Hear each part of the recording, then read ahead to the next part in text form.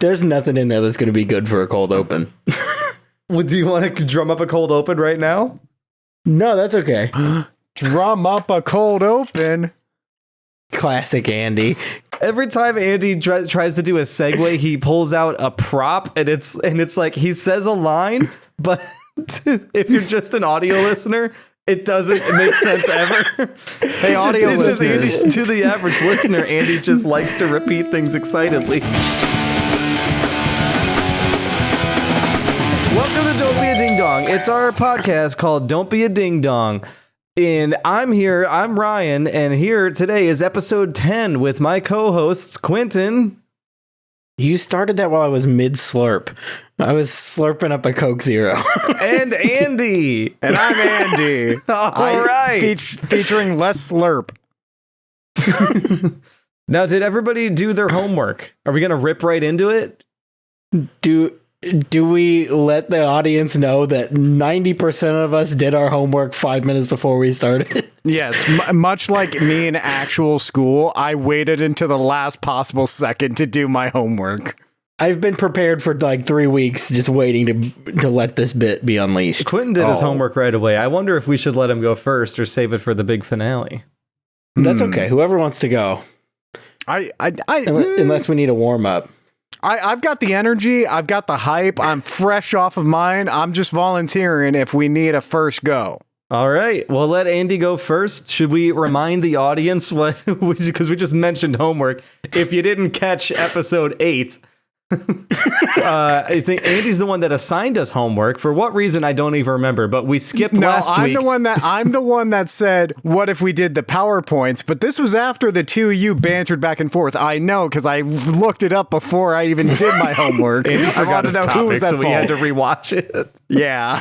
Well, I knew the topic, but I just wasn't sure how much I shot myself in the foot with it. It turns out a lot. I really was just like, I'm not doing half of the assignment, kind of. But all right, here goes God. Andy. What's he an expert on? Okay, in guys. In the words of Bad City, take me for a ride. Okay, I can't see you guys, so I'm just going to pretend that I'm in front of a class right now. Yeah, that's okay. Okay. And do the bits. So I'm sorry if there's any technical difficulties, but hello and welcome to today's lesson. Today we will be discussing the genre of trading card game called redemption cards. That's right. It's similar to Pokemon. Kinda. This game, believe it or not, has some lore within my past. And this pack you're seeing now, this starter deck came out in about 2004, and it was the one that I had. Not my personal one. Unfortunately, I couldn't find props for this one. But leading into it, he can't see you raising your hand. Oh, I had my hand raised. Are we holding questions till the end, or can I? No, I just need verbal confirmation that there are questions. Oh, understood. Okay, you called it a genre? What do you mean by that? It means I misspoke, probably. I'm riffing. But we'll get there. Okay, so we will need you to break before every slide change to ask any questions. Since you can't see us. Yeah, we'll pause for questions. Okay, all right, we're fine in the format. It's a good warm up. It's a good starter deck. All right. So, this what are redemption cards? Like, I'm trying to lay down the law of the land. It's, in short, a Christian trading card game, right? So there's good guys and there's bad guys. For the audio listeners, the opening paragraph, it's a collectible trading card game of biblical adventure. Players use heroes to rescue lost souls, overcoming any evil characters that oppose them. Now, this is all very important context as we go forward, guys. Ages 7 and up. And then, what's that down there? That's the little bottom part. It says 1994. Now, I found conflicting arguments whether this began in 1996, 1995, or 1994. 94 is the earliest one, so that's what I'm going with. So this game is over 30 years old. But before we get into all that, we have to go into the history, aka his story, aka Jesus himself. So Jesus was born in the year 0. Yeah, that's right. He was born after Cain and Abel from the Bible, but it was before the first insurrection. Yes, The resurrection came before it. So what happened in Jesus's life? Well, he turned water into wine. He got a little sloshy around the age of 13. And then there's some a decade or two that's just a question mark. Even the Bible's like, I don't know, Jesus did some shit. Don't know. And then he died. Oh no, but he came back. Woohoo. And then this is the important part. Easter came about because he was resurrected. That's right. Easter will return in Avengers Slide 4. Wait, he came back and then he was resurrected? He came back. That was the resurrection. Okay, so it's one bullet point. You split into two. I like that there's no explanation to the audio listeners, that your slide says, he die, he back, Easter will return in Avengers. Yeah. Underage drinking is also among the bullet points. Wait, is that a true fact about Jesus? Did he turn water into wine when he was 13? He was a teenager. That was one of his first miracles or whatever. I'm learning that's just stuff from already. That's my hodgepodge of past religious involvement. Now, Andy, in the first slides, you said that was the actual starter deck that you had, and we saw actual pictures of the front, back, and side profile of the deck. Yes. Did you take those? No, I actually sourced those from an eBay listing I found. Initially, I was trying to get these and the shipping was kind of weird. There were some from Canada that was in the right price point, but it wasn't what I was looking for. And the rest of these, they are kind of marked up a bit. Not super much. There were some that were marked for $90 for 9 cards. And I'm like, $10 a card is outrageous. But as you'll see here in the background, this is an example of their 4th edition. So the one that came after my time. Must be some shinies in there. Mm-hmm. Any remaining questions from the class? Is that like Redemption Cards GX? did they do generations like Yu-Gi-Oh? Well, considering the 3rd edition came 10 years into its lifespan, I can only assume this was from 2006 to 2009, give or take, whenever this 4th edition was, and that was after I left the game. So, any remaining questions? No? All right. So history part 2, we have to discuss what is paper? It just comes from a tree, right? No, we're not talking about the new Peacock show. This is not a sponsored ad. You know what they did in the Old Testament in the pre-Jesus times? They didn't have paper. They had stone tablets. That's right. The 10 Commandments, they slapped that right into stone because they were just like, I guess this is our paper. Silly guys. Well, don't you know that eventually they made books? Yes. What's that? Knowledge is the devil's work. And so we're going to burn down the libraries of Alexandria. That's right. So the Romans and so many people, they killed Jesus, but they also have to take away, and then religious wars happen. Far too much to go into detail for. But all you need to know is the Bible's okay. That's a good book. That's the good book. That's why it's called the good book. It's the good book. But then, along came, America and, paper still existed. Sure. Money's good. Money's not bad. Capitalism. Yay. But if only we could combine capitalism, money with the good book, the Bible, and make them into one. Oh, but also comic books are kind of cool. What if we made tiny little comic book looking things, but they were Christian? And thus, the Clinton administration birthed redemption cards. Now, before I continue, any questions? No, I think too many to list. I think there's so many questions. I have none. The map of 10 Commandments to Bill Clinton is unbelievable. Yeah. The pipeline of the 2,000 years of history. There's only one book, and then all of America is founded.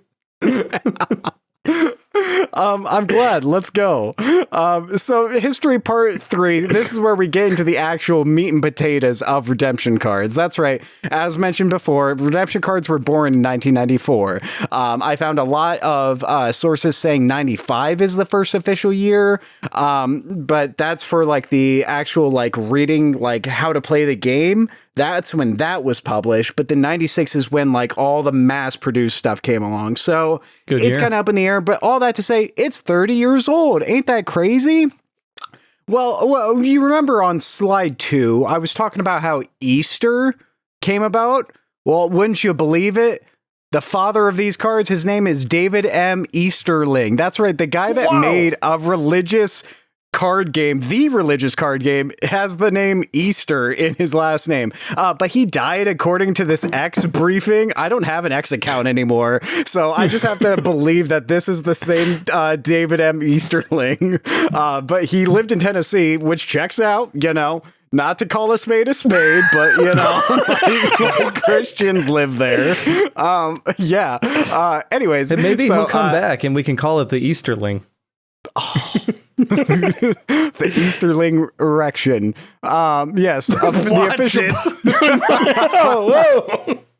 The official publisher of the is called Cactus Games. That's right. Yeah, this was a company that was basically started to make redemption cards. So it's like, oh, we've got this product, but we need an LLC. Capitalism. Yep. Cactus Games really doesn't do much other than redemption cards. They have some sort of like tiptoe territory and other sort of like Christian religious, stuff, but that's a presentation for another time. However, they don't have the usernames or the website for redemption cards. That's limited to a Las Vegas trading card place that specializes in Pokemon. So redemptioncards.com is a Pokemon dedicated trading shop site. So they go got figure. Him back. Yeah.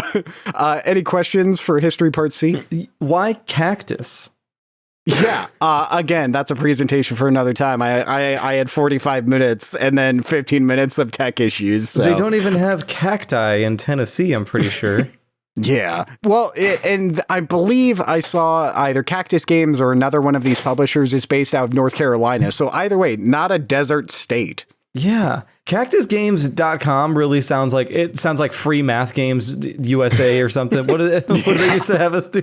It's only games with cactuses in there. Yeah. Addictinggames.com. Onlycacti.com. Any questions of the history? I have no questions, just to comment. You're telling me the Easter Bunny redemption to these cards? Yeah, and I've been holding on to that joke he was the whole erect time. while doing it. That's the majority of the background of these.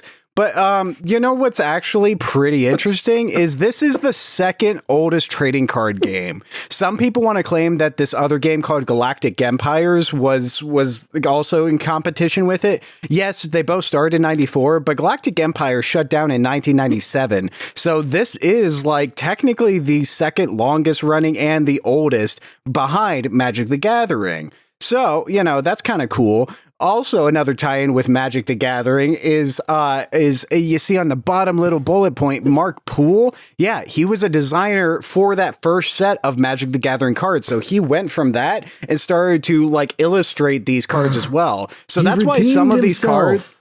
Yeah, that's why some of these cards are actually, this art is kind of cool. It's kind of bad apples, as the Christians would say. I hope you're not talking about the bottom right slide, David's staff. I purposely included that. Not only is it signed by David Easterling, the creator, but that's the illustration they went with. It looks so graphic. It's like he's holding a giant turd. Sure. I don't like the way that it slumps over at the top. Yeah, the audio listeners, I wish you could see. Just look up redemption card David's staff. It's really something. Don't look it up. Don't put that. You gotta see David's staff. Incognito. Yeah, don't put that in front of your eyes. Put on your VPN and look at David's. Look at the fingers too. You can tell it's AI because the fingers are kind of messed up. Yeah, 30 years before. So while we're looking at David's staff, you'll notice there's a quote at the bottom. That's right. Every single card has a Bible verse attached to it that relates to the illustration it's used and the name of the card itself. So I pulled some quotes from the Wikipedia, but also from the creators.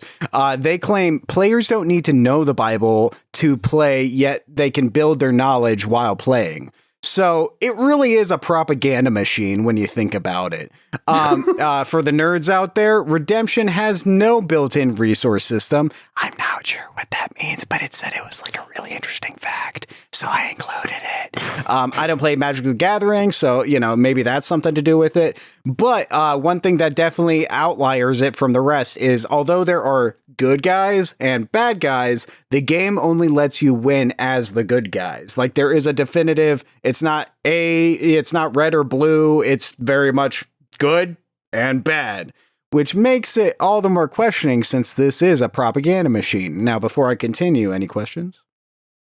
You lost me a little bit. So you're telling me there was no other card games? I didn't realize that it was only Magic the Gathering, because I do understand that was the devil, and this is the response.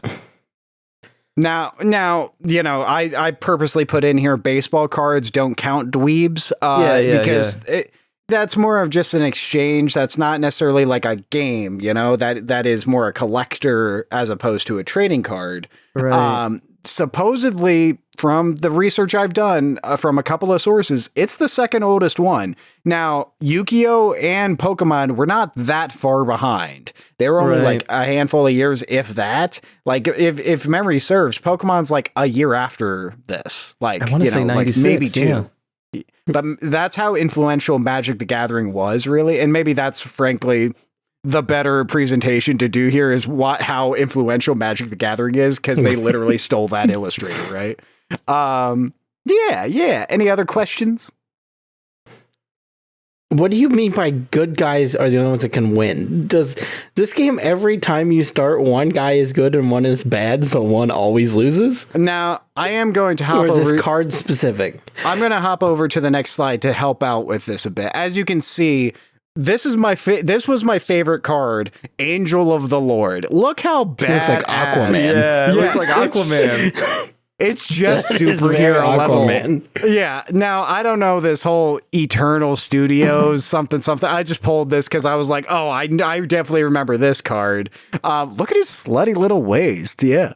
But yeah, like as you can tell, definitely had an influence on me. I kind of stole this guy's haircut. But yeah, anyways, it says discard any evil character in play.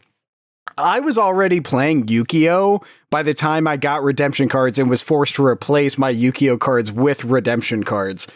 Yeah, that's out of a household. So I was very familiar with like Pot of Greed or whatever. Like I remember like having tactics and I'm like, ooh, this one's really valuable because evil is the bad guy. And if this guy can get rid of any evil character, even the most strongest one, boom, best card in the deck. For all the nerds in the room, you can look. It's got a player's card arrangement. So if you really want to know how to play the game in depth, there is a rule book from that same starter pack that I played. And supposedly, if you want to play just, regular redemption cards, you can still do that. The actual Cactus Games website offers a pack of like 5 expansion packs, so each expansion pack is 100 cards for $33. That's not too bad for a random assortment, but it's out of stock. So don't know what that's about. Yes, I have about one more slide. Any questions before we wrap up today's presentation? I'll hold questions for the end. Angel of the Lord actually rocks. That is hardcore. That's what I'm saying, doesn't it? Like, you can understand why the propaganda worked. You couldn't tell the difference. Yeah. Well, and and go with the quote too. It's from Luke 2:9 and it says, and lo, the angel of the Lord came upon them, and the glory of the Lord shone around them, and they were afraid. Like, that's just kind of fucking awesome to me. I don't know. When you read that out loud, I just like, and I'm not a Magic the Gathering guy. You got to use your imagination and whatever. But it's like when you read that, I see thunder and lightning and like roarous applause happening in the background. The illustration works, it just does. Rocks. Yeah. And like, look at the back of the cards. It's literally a sword piercing with flames coming out of it. How would a kid not love this? It's so Dragon Slayer. Like, it's awesome. Yeah, dude. If redemption cards had their own like Yu-Gi-Oh anime, them playing this card is a full episode. Like that's how big of a deal Angel of the Lord is. So to wrap up today, I took a screenshot of one of the videos I was doing research for. So here's in the middle, you'll see an example of Evil Spawn, clearly a bad guy. And it has its own rules, and it has its own Bible verse attached to it. Unfortunately, I thought the starter deck name was a little unfortunate given the year 2025 of Israel's Deliverance. So, you know, topical, unfortunately, but the Evil Spawn, it's next to it. I'm just saying. Free Palestine. I also don't love the idea that Evil Spawn is like very humanoid. Like, I don't know. I don't want to comment on it just looks like hopping back real quick, Angel of the Lord, top left corner, you see a sheep with like a little crucifix and a red flag attached to it. I don't know the lore fully, but then Angel you go of the back Lord, to the also clearly a white guy. That's all I'm gonna say. Oh yeah. And yet the Evil Spawn has a badass dragon as its symbol in the top left-hand corner. Yet they always lose. Why? Because the game says so. The game is rigged. I thought the little lamb thing was like a watermark added on. That can't be a real part of the card. Oh, yeah, I distinctly remember being like, why is there a lame lamb here? Like every time I played the game. I don't know. I thought the exact same thing. It's so big. Why does it look like that? So that's my presentation on redemption cards. Here are my sources. I tried to fill in the blanks as much as I could, but thank you very much for joining me today. I've been Andy Phillips, and tip your waitresses. I didn't know that we were supposed to add sources. That's just my default from school. No, I usually do. I go all the way and do MLA citation, but since I started researching an hour before we recorded, I didn't quite have time to do that. But I also want the audio listeners to know that 3 of Andy's sources were, and I quote, my brain, Wikipedia, and fibs ? Smiley face. Is it too early to reveal that all of my sources were Wikipedia? No, that's a good source. Okay. Wow, that was great. Great job, Andy. I'll give you an A. Yay! It's proof that I could still do hard work last minute. That was fantastic. Do I get to pick the next person? I'll volunteer. I think Quinton has main event energy. He does. He does actually. We're gonna close. I'm pretty confident yours is gonna be the longest. We're gonna close with Quinton. I think mine may be shorter than Andy's. What? I have 19 slides, and I think I can bring it in quicker. But what if I interject a lot of questions? I can wait till the end. I didn't think about questions. I should also prepare for questions while Ryan's gone. All right, Ryan, I guess I can go next. Take it away. Okay. All right. I just inhaled Coke Zero bubbles. It happens. I thought I was going to die for a minute. All right, proceed. Okay. I'm sharing my screen. In the words of Bad City, take me for a ride. Okay. I can't wait for that to be my catchphrase. All right, here it comes.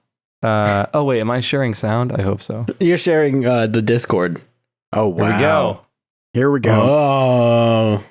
Listen, there's nothing wrong with the Coke you get at McDonald's. The problem is the cup. It's too small. For about the same price, 7-Eleven's Big Gulp gives you the freedom to enjoy a bigger Coke, 45% more. And if you prefer Pepsi, they don't have it. But 7-Eleven's Big Gulp gives you another kind of freedom. Freedom of choice. This is already tickling my 7-Eleven's brain. Big Gulp. Today's mystery presentation. The tomfoolery of cup holders. Huh. Right off the bat, Oh, what a twist. I just want to point out 7-Eleven knows what's up. Where they're like, you want Pepsi? We got it. And I'm so here for it. Yeah, I like their dig at McDonald's of, hey, do you want to drink garbage? McDonald's won't have it. Well, and for the audio listeners, they showed the McDonald's logo and everything, which, in the modern day is a little bit frowned upon to just straight up use your competitor's logo. Like, you can get sued for that. So I'm surprised that 7-Eleven got away with that. Yeah, I'm sorry to the audio listeners. The rest of this will be pretty audio friendly, but that was a 7-Eleven ad from the early 80s for the Big Gulp, where they show a puny little McDonald's cup filling up with Coke, and then a big gulp ascends from underneath like the angel of the Lord to save the day. Yeah, and then they made it seem like the McDonald's cup is like three kids in a trench coat pretending to be a big gulp. Yeah. That's a pretty good description. All right. 1955. America is prospering. Folks are taking that GI Bill straight to the drive-ins and the drive-thrus in their hot new automobiles. And people wanted to eat in the car, right? And there's no need to transport your beverage home because back then you would just have these little trays that sit on the side of your car at the drive-in and you just eat off of that, finish eating, finish your beverage because McDonald's only offers one size at the time and it was like 7 fluid ounces. So you gulp that down and then drive home. No need for a cup holder. This brings us to the first generation of cup holders. Initially, it was an item of convenience, almost a novelty. In the late 50s, it became pretty common to have a fold-down drink tray integrated into the glove compartment lid. So now you can have your food in the car rather than hang it out the side of the window and have to reach over. And, we're getting more into food on the go culture in America. Are there any questions before we move forward? No, I'm already locked in. Why are they so shallow? That we're gonna one get is to like that. a saucer cup. Like, you can't hold anything in there. Right, exactly. So this worked okay for a little while. Enter the Big Gulp. In the early 80s, 7-Eleven really started picking up steam because Americans realized they're pretty goddamn thirsty after eating salty fast food for the last 30 years, so larger portions start becoming attractive. But now, since you got so much leftover soda pop, you got to take it on the go. The automotive industry's answer? The minivan. 1983, Dodge introduced the first generation Grand Caravan. What do you see on the interior? Cup holder, prominently featured right there front and center. Now, it's still shallow. It doesn't show it very well in this photo, but there is like a 1-inch divot there that kind of helps to hold it in place. But this is, I can't emphasize enough, this had never been done before. This is the original cup holder. They had those stupid little trays before, but this is like, you're taking your gulp on the go. It's still an issue, though, because that little amount of recess can't accommodate a big gulp, let alone the dreaded newly emerged super big gulp. So again, the auto industry had to adapt. Here's a picture of a cigarette car, a 2001 Ford Taurus. Yeah. Beginning in the 1990s, cup holders added deeper, more recessed cups that'll hold your drink in place to prevent spillage. Has anybody seen the movie License to Drive?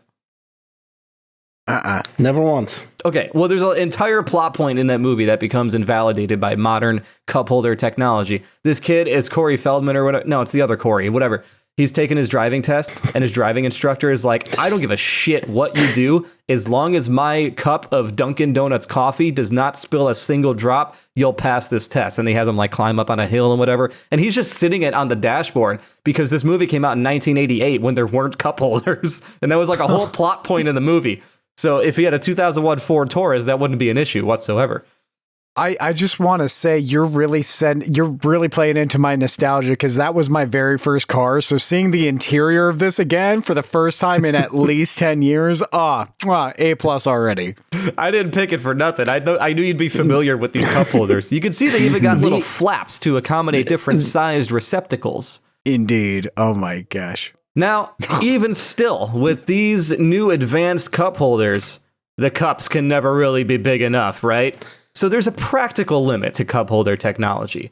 Finally, 7-Eleven relented, and in 2012, they reduced the size of their monstrous double gulp from 64 ounces to 50 ounces and tapered the bottom because no cup holder could contain it. And that is the story of how 7-Eleven changed cup holders forever. And if your cup holder can't handle your cup, there's nothing that the right Etsy shop can't fix. That the original Big Gulp was just, it looks like a tube of like Clorox wipes. Yeah, it looks insane. It's like super wide. Like, and I tried to find some supporting evidence for like at some point in time they had to change the design of the Big Gulp cup, that it's got like that tapered bottom, like it's narrow on the bottom and then it like widens out, like like it's got like a bell curve to it, just so that like it'll fit in cup holders. Trombone, not trombone, trumpet. yeah, trumpets out. Yeah. Is that the end of the presentation? Yeah. Oh, yeah. Sorry. That's the story of cup holders. Okay. The end. Okay. The cigarette car interior looks exactly like the Ford Taurus I grew up in. Oh, I know. So but minus like cigarette ash everywhere. So that's familiar. I like the jumper cables that were sitting in the front seat too. And then the cup holder depth. Just an anecdote of my life. I drive a car that has the world's deepest cup holders and also the world's shallowest cup holder. Wow. Like they're right in front of each other. One, you can put a can in and the can goes all the way in, like flush. And the other one, it's like maybe that far down, like halfway. I'll do an experiment. I'll record it and send it. And you can put the clip right here. That's just to add more work for Ryan. I just thought that'd be funny to add more work for him. All right, can't wait to see Quinton's cup holders. I'm honestly a little like, mine might have been like a bit longer, but Ryan's definitely had the most education involved, like in the most history and accurate. Yeah. No, that's what I'm saying is like you actually did the assignment correctly. I didn't have time to skew off into funny bits. No, I feel like I learned a lot actually, so I'm very appreciative. Are there any questions about cup holder technology? I think you nailed it. Why cup holders? Why did you choose it? Yeah, you got the free pass to pick anything, and you picked a cup holder. It had been in my list. It was a talking point that I had for the Ding Dong show. That was like, why don't I just find out for myself, huh? Oh, man, why didn't I think of that? How do your current cup holders compare to the shallow ones or the deep ones we just saw? I'll tell you what, when I bought my car, my wife was with me and we had to make sure that it was Stanley Cup compatible. I don't know if I would have bought it if that thing didn't fit in there. And barely, but it's secure. I'm going to add on second clip up on the screen of the smaller cup holder in my car is directly under the dash. So anything that's too big, it just like it hits into the dash and it won't go all the way. Oh, I just nailed the mic. Like my water bottle, if I put it in there, hits the dash, can't go in there flat, have to use the giant back cup holder. Yeah, there's tolerance issues. I get that too. Are we really going to be inserting clips into this episode that Andy and I can't see in the moment? I feel like we should come back to this. I don't know. You're the editor. Here's something for the audience that we don't even get to be privy to. Another quick question on the cup holders. What are your viewpoints or opinions on cup holders within doors?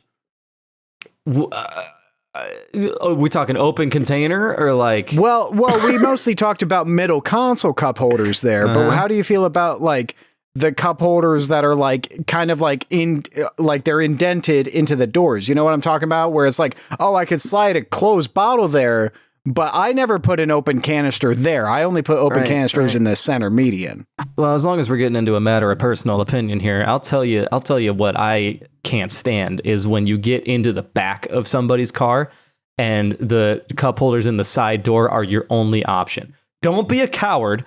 Put cup holders I don't care if it's the stupid little pull down thing in the seat in the middle part, or if it's like a pop out in the back of the center console.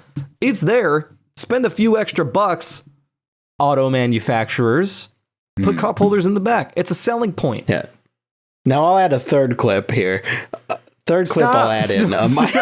We don't want any more clips. I have back cup holders also. So, and I've got the door ones. So I've got a total of 6 cup holders going on in there, so that's nice. That's a nice. Have you guys ridden in a? Go ahead. Well, how many cup holders are too many? Okay, well that kind of plays into what I'm thinking. Have you been in a Dodge Grand Caravan in recent years? because they had the original cup holder, and they're still like the master of cup holder technology. Every seat, and you could fit like 10 people in one of them shits. And every single seat has a full size like a movie theater cup holder. Like, it's awesome. There's like a whole ledge all the way in like the back, you know, when you're like your knees are pressed up against the seat in front of you. Still full size cup holder right there, right at your convenience. Awesome. So I'm pretty sure my in-laws drive a Caravan. I'm like 95% positive it's a Caravan. I'll investigate the cup holder situation. I would say it's a more recent Caravan. I'll research, but I think I'm going there this weekend. And then here's the clip. Stop! No clips. Just come back. We'll do this next week. This is the clip thing. Put my hand up. And then, put your hand up to the camera. Here's a clip. Yeah. Should we consider any sort of follow-ups to this homework assignment as extra credit? Sure. I could Oh, go into a I could whole add other more. presentation. Anytime you guys want me to do my other presentation, that's a back pocket. That's locked and loaded. Perfect. I can whip that thing out anytime. I've been waiting for the chance. Chomping at the bit. You thought that was educational? You're going to learn something from me. I'm going to choose the next person to go, and I think it's going to be Quinton. Okay, bear with me. This is in Canva. So if anything pops up too early or goes wrong, just ignore it. Did you ever have in school, did you ever have a teacher that thought they were like hip and cool with the internet and stuff? They made you do a Prezi? Oh, yeah. No. I remember hearing about Prezi, but I never had to do it. Dude, Prezi sucks. Yeah. They tried to be like the new PowerPoint for a while. I'm good to go. I see a lot. You're bathed in yellow light. I'm assuming that's your opening slide. Please be the here we go. Here it comes. Oh. Whoa. Okay. Now, I don't know if you recall what my slide is about or my presentation is about. I remember. But we'll get there. Not anymore. Okay. So I'm going to hit play here. And last time I did this, it jumped to the slide. But I don't want it to jump ahead of slide. So here goes nothing. Do you like bananas? Yes. You made a whole to-do about him playing a video. And it's just a rotating bunch of bananas. It's a literal GIF. They're pretty good looking bananas. Those are some good, dude. Those bananas are perfectly ripe, I will say. It's kind of making me hungry. So, I do like bananas. Proceed. well, too bad. This is about cereal. I knew it. Stupid. I knew it. Okay. But not only is it about cereal, it's also about monsters. Oh, Rob Dyrdek. Yes. But not the energy drink company. So this is the OG lineup. Mm-hmm. In March 1971, General Mills produced the first two monster cereals, the chocolate flavored Count Chocula and the strawberry flavored Frankenberry. So, quickly the couple are Beatles level famous. They're household names. They're starring in dozens of TV commercials. What were their names? They became Frankenberry and Count Chocula. Got it. And they were on the cover of every tabloid magazine you'd see at a Dollar General. They get invites to all the hottest parties, maybe even on an island. Who's to say? But then controversy strikes. Oh, God. Sadly, 1 year later in 1972, the couple hit their very first controversy. It was found that the great Frankenberry cereal included a pigment that turned some children's feces pink, a symptom that is referred to as Frankenberry stool. That rocks. So the recipes were reformulated for both Count Chocula and Frankenberry cereals to remove the pigment. I have a quote here from the Smithsonian Magazine about Frankenberry stool that talks about the process of finding it. And I added way too much, so I have to skim it real quick and find, okay, here. A 12-year-old boy was hospitalized for 4 days after being admitted for plausible rectal bleeding. The stool had no abnormal odor, but looked like strawberry ice cream. What? And we're sure we can blame the cereal? Yeah, that kid's got other problems. So, Payne, the doctor, reported further questioning of the mother, who revealed that the child had enjoyed a bowl of Frankenberry cereal 2 days and 1 day prior to his hospitalization. So it was very quickly doing this. Wow. I don't It's know a if hit job. medical science does not deem that the one and only cause, but pop off, doc. Hold on. They did a little experiment and they fed the boy 4 bowls of Frankenberry cereal for the next 2 days. He passed bright pink stools, but other than pink poop, there were no other symptoms. So, they fed this kid a bunch of Frankenberry just to see. I'm just saying, if I came in being like, doctor, I just OD'd on drugs, and they're like, are you sure it's the drugs? Let's give you 4 times the amount of drugs that you just had in your system. Not the solution that I would have gone with, but if someone, it's like the thing where they're like, you smoke cigarettes? Well, I'm going to make you smoke a whole carton so you never do it again. This kid never ate another bowl of Frankenberry. Where did this occur? The Smithsonian Magazine. No. I do not see that anywhere in here in this notes of where it occurred. I just have a feeling that wherever this happened is probably somewhere that they have cactus. Cactus Probably. Games. Yeah, I didn't think to look that far into it. I just pulled the quote from Smithsonian Magazine. Like they went to the hospital in Climax Springs, Missouri. Like it's not. There's no way it's the pinnacle of science. To be fair, it was 1972, which is basically the whole world was in Climax Springs, Missouri. Pretty in sure we 1972. already eradicated measles by then, but no, it's definitely the Frankenberry. I gotta say, this whole Canva presentation thing is wild. The Frankenberry guy is just wobbling back and forth. Yeah. It's mesmerizing. like you do when you have a setback. I can understand. Moving on. God. In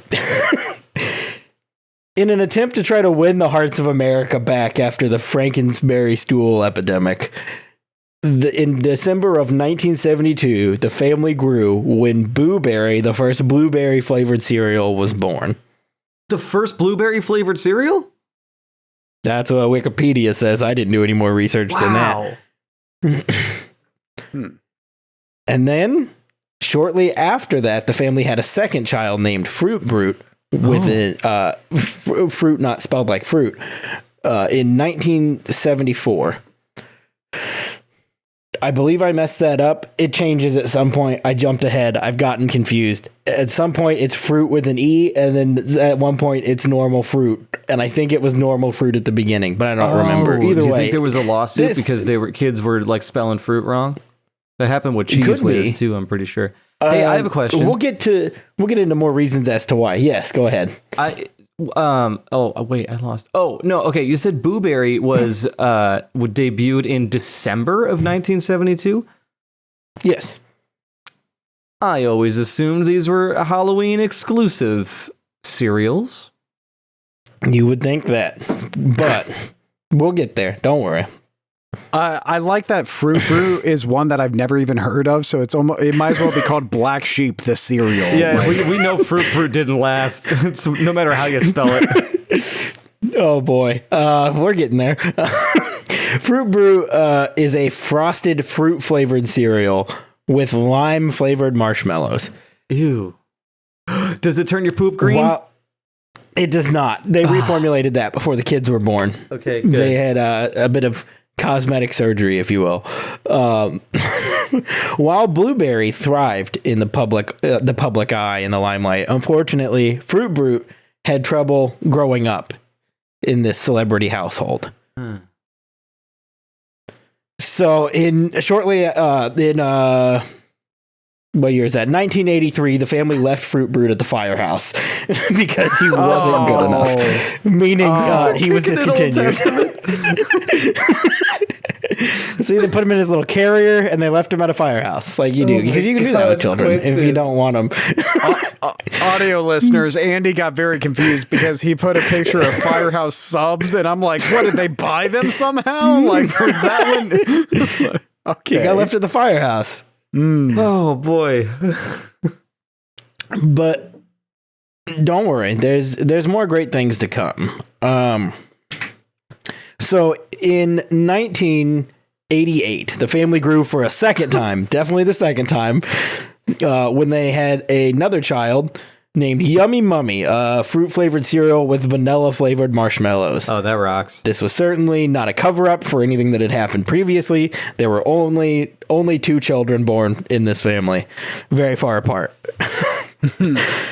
Okay. But Quentin Tarantino adopted Fruit Brute and made him a star in the movies Pulp Fiction and Reservoir Dogs. Damn it. And the truth came out about the monster family that they tried to hide. See, now I have to go back and fact check you. that these are actually featured in that movie. These are... Oop, I don't know what that is. I don't know what I caused there to pop up. I don't know how to get it to go away. You made a timer appear. Ignore the timer. These are pictures sourced from Reddit, but they are in fact in the movie. The one of Tarantino holding a Fruit Brute may be a Photoshop done by me.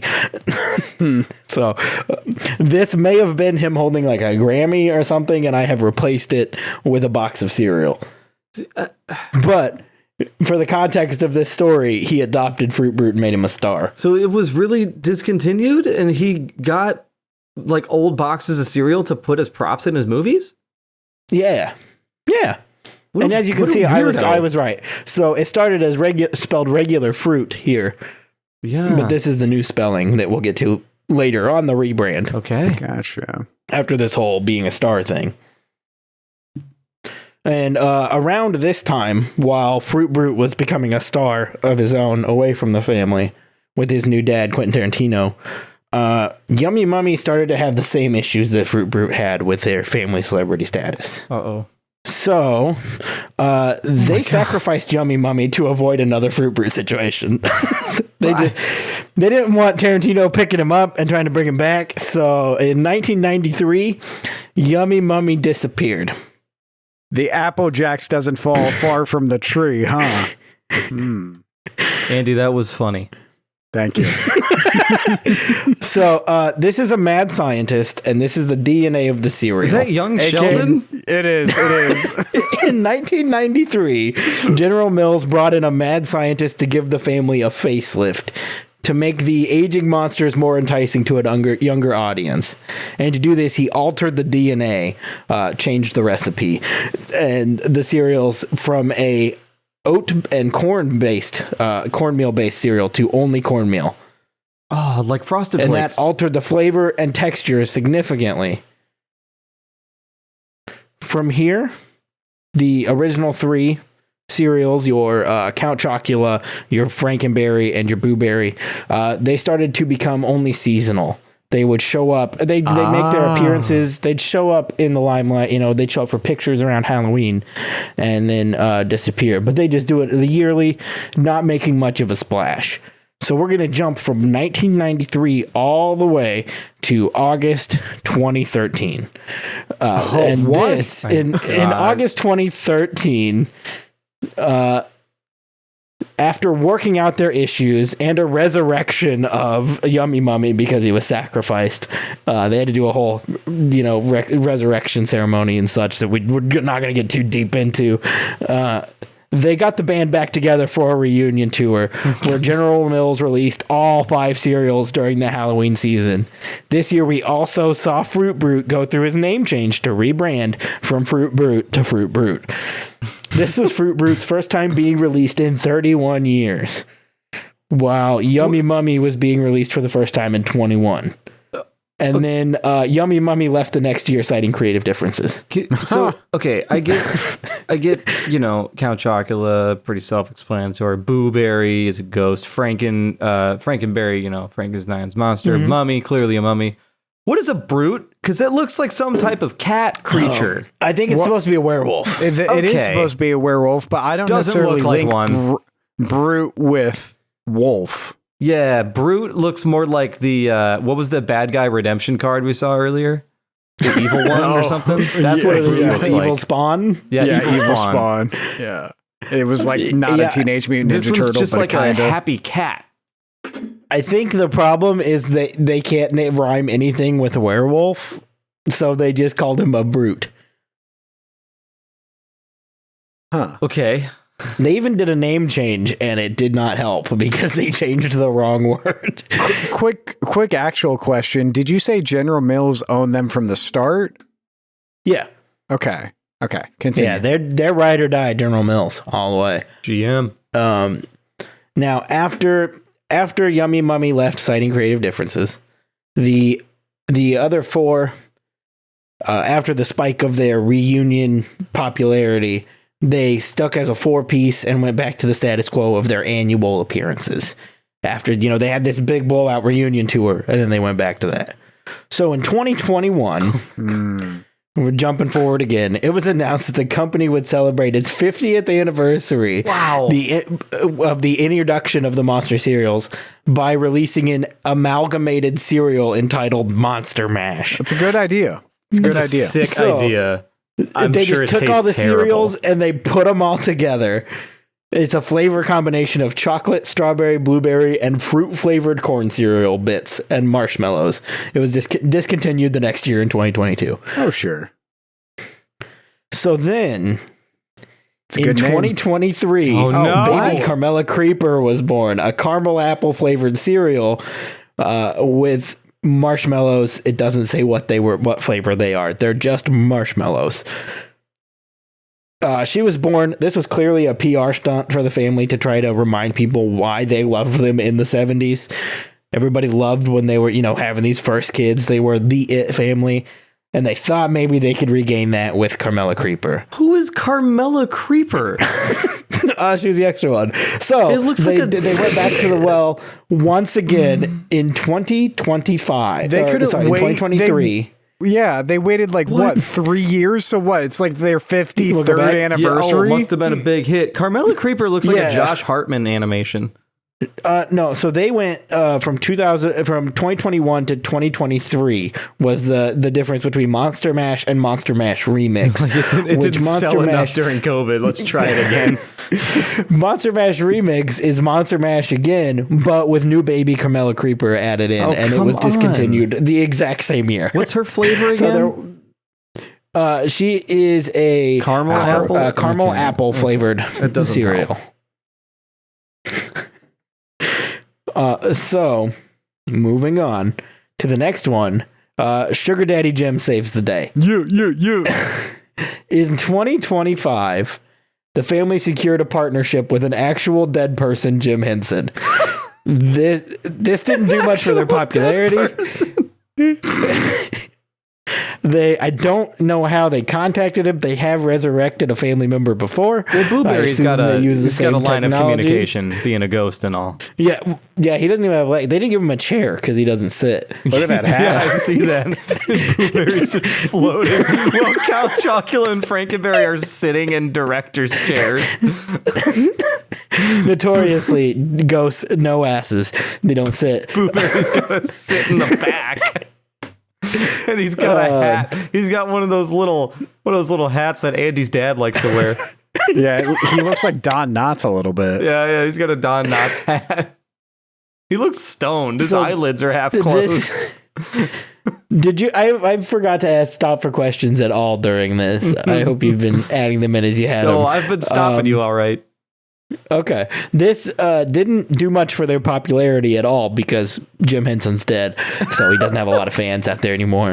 Hey, but just Andy. But the income from this will keep their family from needing to get regular jobs for a while.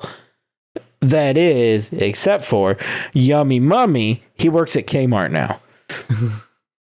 Well, good luck That's with the that, end of the Mommy. slideshow. okay, cool. So what about the brute guy?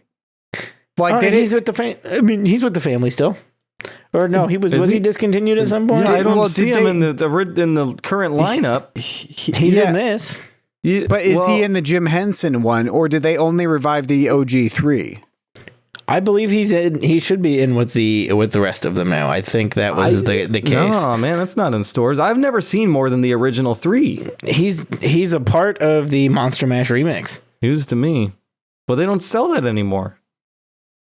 Well, I mean, he was in it, and as far as I know, he has not been discontinued since. I could do a quick Wikipedia verification. I think I may have forgot to add it in. Just from going to the Henson/General Mills site, it seems that they only adapted the OG3 for puppets for this latest season. I was wondering because I showed the audience the cereal boxes that I had. I was like, oh, I wonder if there's any more flavors. No, I think we had them all actually of the current rendition. Yeah, I've only ever seen the 3. And you know what? I've never been interested in any of them. And what's really a shame is Yummy Mummy sounds awesome. Like I would totally eat that. So yeah, it's currently he was relaunched and discontinued in 2022. So yes, Fruit Brute is no longer in the lineup. I missed that in my Wikipedia research. No, so yes, that's why we're here. He went down. Helping you out. Yummy Mummy is at Kmart, which will also soon die if not already, and then Blueberry will bring it back. It was very hard to find a picture of the inside of a Kmart. Yeah, one that didn't also have a Little Caesars attached to it. There was also one I left out because I didn't feel like it was really that necessary. They did have another Monster Mash kind of thing called Monster Frightful Friends cereal. And it was artificial berry cereal, bits, and marshmallows. It was in 2024 and discontinued in 2024, and it was just Monster Mash again, minus Fruit Brute. Well, there you have it. We are now all experts in something, and if we could give expert testimony, that educated if there's a football player that happens to, I don't know, maybe murder his wife and then drive away in a Ford Bronco because they're back now. Could happen again. Mm-hmm. And he's eating a bowl of Fruit Brute dry out of the box while he does Yummy Mummy's involved. Yeah, he goes to a Kmart. Then we could testify as experts. He puts that bowl into his cup holder because it's coned. And then I don't know. He pulls out his wallet to show his ID, and then there's some redemption cards in there. Then we're all there. We're invited. Case of the century. We're there. You got it all wrong. He's on a bicycle. He's got a redemption card in the spokes to make it sound like it's a motorcycle, and then he's got a clip-on cup holder with a coffee mug full of blueberry in it. Oh, thank goodness! All right, and he's riding away down the interstate, and his gloves don't fit. Well, boys, I'd say case closed on that. Ding dong. Maybe someday we'll get more homework. In the words of Bad City, I have taken you for a ride. All right, I think that's the show. We're going to put up a clip of Take You for a Ride by Bad City. This is a clip of the music video.